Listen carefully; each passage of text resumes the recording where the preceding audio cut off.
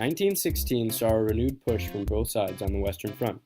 Thousands of the French were killed at Verdun as the Germans unleashed their chlorine gas. The infamous Battle of the Somme was a long and grueling battle that lasted from July to November. The first day alone saw over 80,000 casualties. Fundamental errors and contradictions from the High Command led to confusion and unclear plans. During this battle, the British used tanks for the first time. Ultimately, France and Britain pushed against Germany and gained much ground. On the sea, Britain mined many patches of international water to stop movement of German ships. Now Germany was blockaded. After many naval battles, Britain tried to mainly stay in control of the seas, above the water at least. Germany was on the attack. Their U-boat submarines added a new dimension to naval warfare. They sank many ships, including the ship the Lusitania, and because of this, broke lots of different war rules and ultimately influenced the United States to join the war. The British pushed up through the Arabian Peninsula with T.E. Lawrence, aka Lawrence of Arabia, helping organize the Arab revolt against the Ottoman Empire.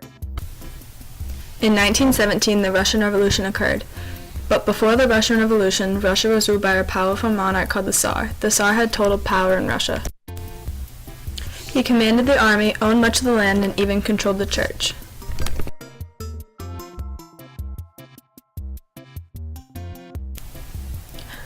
During the period of time before the Russian Revolution, life for the working class people and the peasants was very difficult. They worked for very little pay, often went without food, and were exposed to dangerous working conditions. The aristocrat class treated the peasants like slaves, giving them few rights under the law and treating them almost like animals.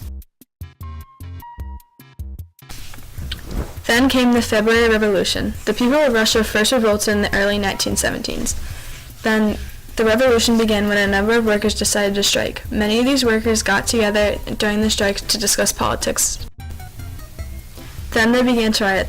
Nicholas II ordered armies to suppress the riots. However, many of the soldiers refused to fire on the Russian people, and the army began to mutiny against the Tsar. After a few days of riots, the army turned against the Tsar. The Tsar was forced to give up the throne, and a new government then took over. The government was then run by two political parties, one being the Petrograd Soviet, which was representing the workers and soldiers, and the other being the Provisional Government, which was the traditional government without the Tsar. Following the February Revolution was the Bolshevik Revolution.